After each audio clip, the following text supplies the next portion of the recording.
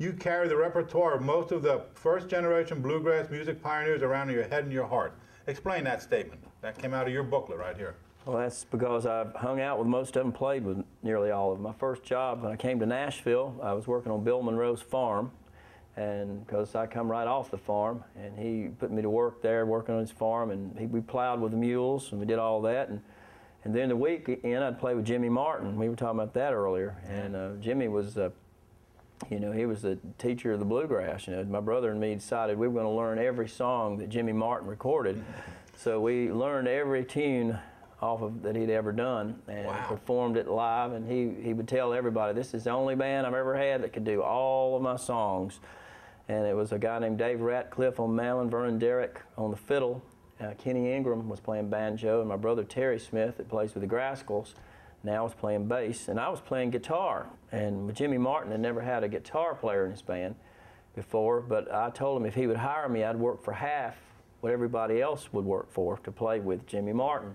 So I did that. I took half the amount of money, which was, he was paying musicians like $50 or $60 a show back in those days. So I was getting $25 a show.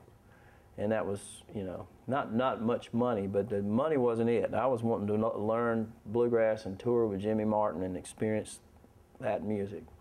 Talk to me about Five Flat Rock, some of the songs on it, and how you got the ideas from them.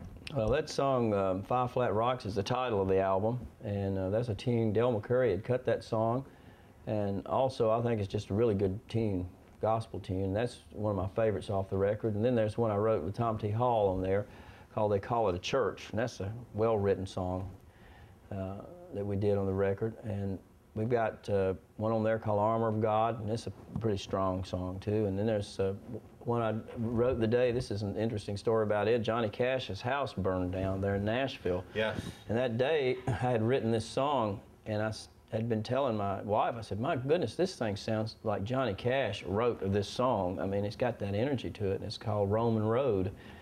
And sure enough, when the news came on that night and it showed the house burning down, I thought, oh my goodness, something must have happened in the air. And it blew down through my neighborhood, because that song, I mean, because it almost talks the lyric like Johnny Cash would have done. And talk to me about Live from the Moose Lodge now, your other album out there.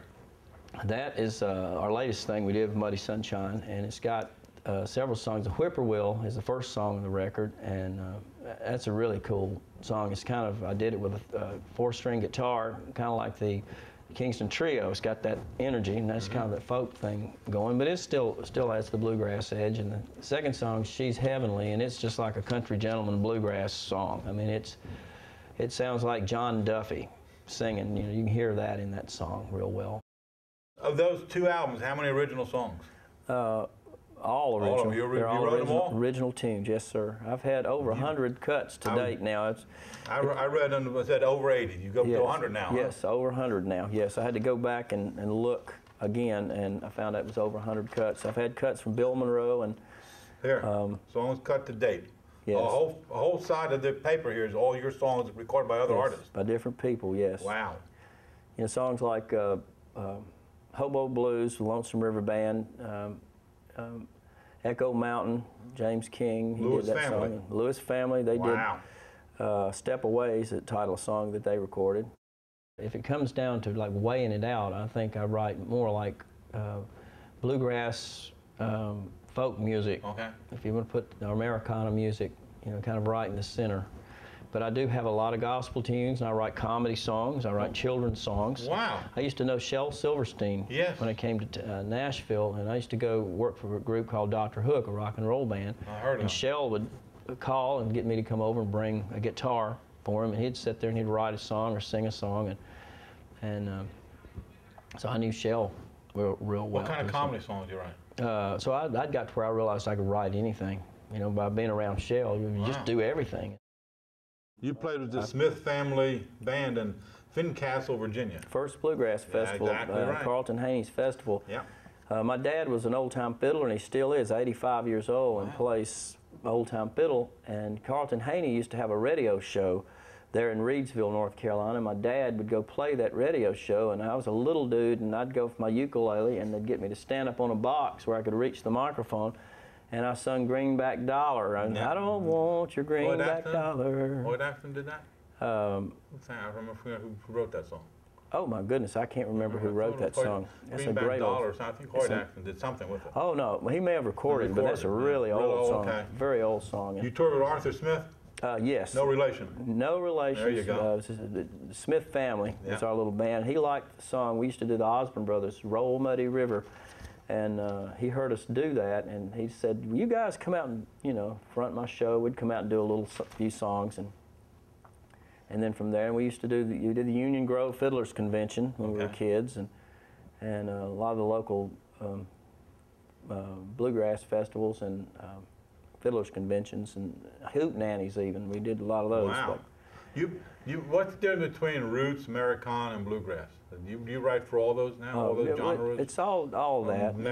It's pretty much I call it the music of the earth. You know, it's just it's the down to earth. There you go. That's a good term. Real stuff. You know, and that's what I feel and like. I mean, I've always loved to hear Bill Monroe. I mean, he was always my hero. And do they have that high lonesome sound much out there today, as Bill had used to? There's a lot of it out there. I've seen some. The bands I listen to don't really go up that high. There's a few of them that get with it. They get with it pretty good, pretty well.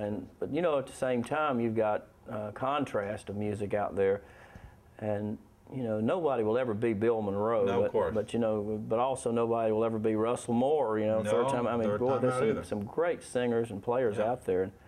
And I was reintroduced to that by writing songs, because at first I was into nothing but the Stanley Brothers, Bill Monroe, Flatt and Scruggs. I was dyed in the wool, and that was it. And I wasn't really into the new music until these guys started cutting my songs. I knew about the Bluegrass Cardinals. I gave David Parmley a song. They were a little ahead of their time. They were definitely right on the cusp of that. Seldom Seen too was out there. Oh, I had all their records. Country Gentlemen? I was a big fan of Country Gentlemen. I used to play festivals with them when I was a kid as a Smith family, with when John Duffy and Charlie Waller and Ed Ferris was playing bass then, and nobody's greater than John Duffy. I mean, he's my favorite singer. But they were ahead of their time.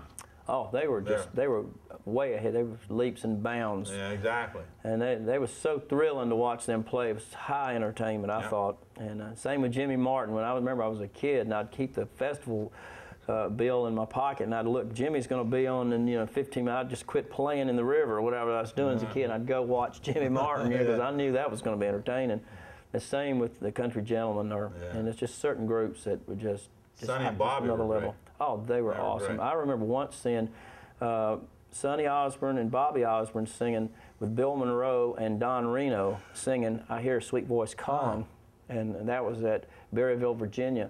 And Sonny was just bawling. It was so good. It was the best singing I've ever heard. It's angelic, you know. I mean, and they were hitting. All of them had the ego and the gusto to get with it and sing it, and they would hit those high notes and they just ring across that river. Oh, yeah. That's high lonesome sound. That's it. That's the thing. And that's where it's at. And that's what pierced my heart. You know, and I'm sitting here because of that.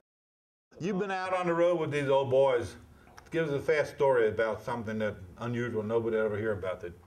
Well, anybody, those first generation guys you traveled around with. Well, I've got a lot of stories, but when I worked at Bill Monroe's farm, I used to look at, see him, and he always wore his hat even when he worked out there, and he would look out across the open field, and you would think, well, gosh, he's probably creating another music. Look at that. That's when I first went to work with him. I was like in awe of that. But then after I got to know him, I realized he was wondering if they've had peach pie over there today at Mason's Motel. You know, I said, what if they got some peach pie over there? We'll have to go over there and have a little of that for lunch today when we get through working.